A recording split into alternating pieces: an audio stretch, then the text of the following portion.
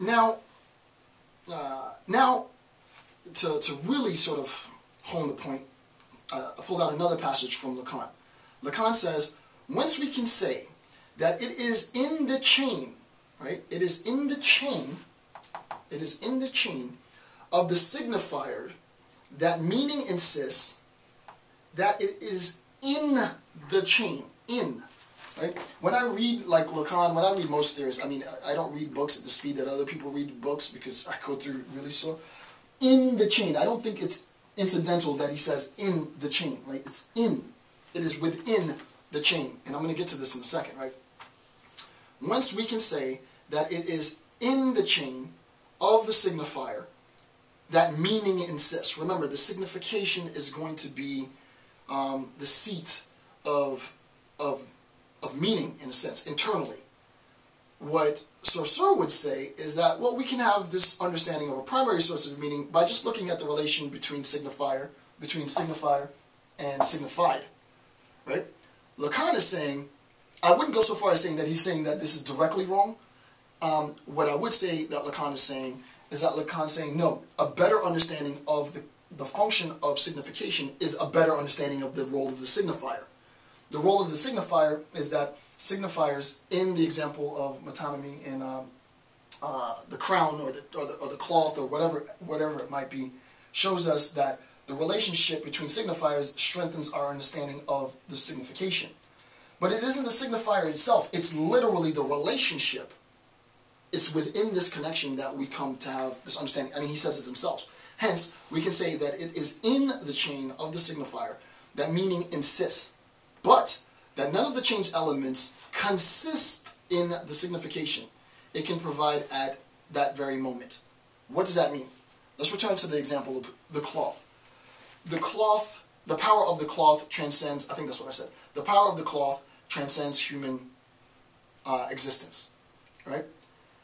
Nowhere in that, in the individual signifiers, right? And nowhere in those individual signifiers is the meaning of what I'm saying apparent. The power of the cloth transcends human existence.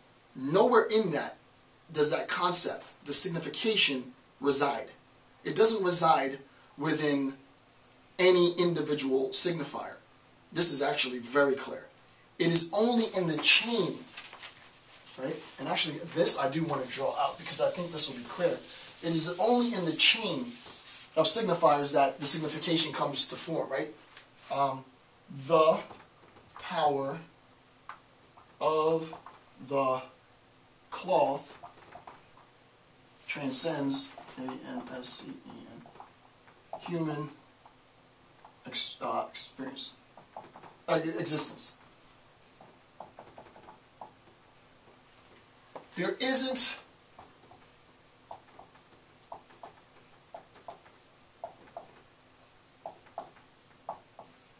nowhere can you find the meaning of this in power. You can't find the meaning of this in transcend. You can't find it in cloth. You can't find it in human. You can't find it in existence. The signification does not reside here. Where the signification resides in is in the relationship, in the nexus, right? The signification resides in the connection between the signifiers. So let's say this is 1, 2, 3, 4, 5, 6, 7.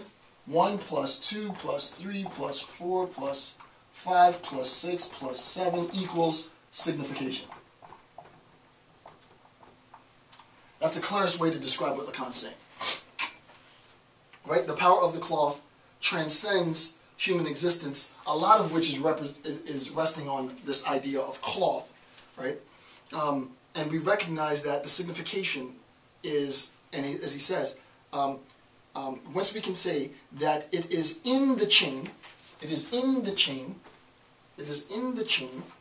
of the signifiers that meaning insists, but none of the chain's elements, sort of in and of themselves, consist in the signification it can provide at the very moment. So that should be very clear, right? And I don't think that that's debatable. That is what Lacan is saying, right?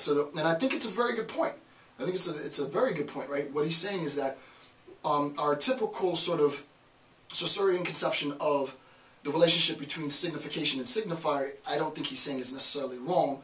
I think what he's saying is that it's a little trivial. Trivial might be too strong a word. It's a little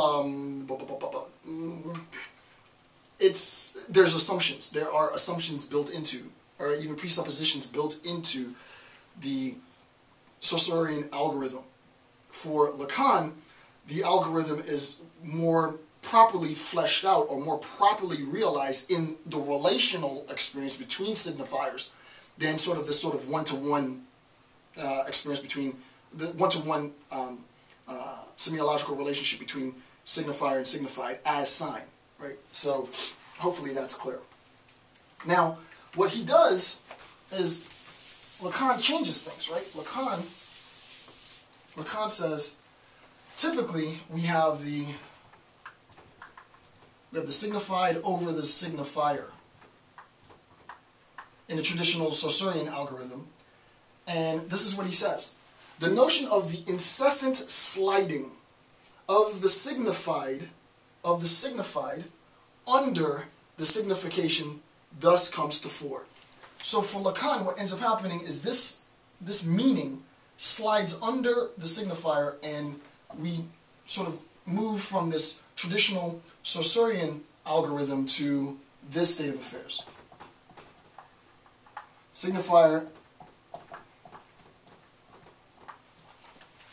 the signifier on top, the signified on bottom. Huge, huge, huge, huge, huge point. What in the world does that mean? Well, Lacan doesn't spell it out.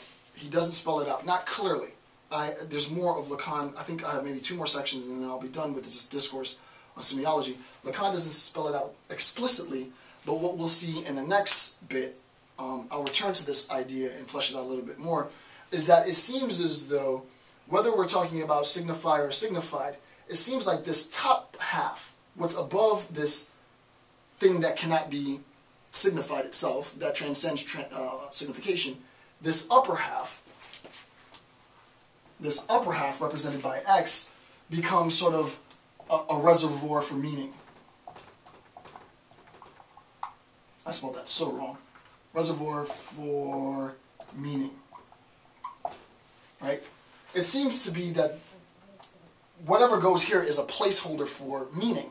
Right? In the Saussurean sense, what went there was the signified, and the signified represented meaning. In Lacan, what goes here is the signifier, and signifier is representative of meaning.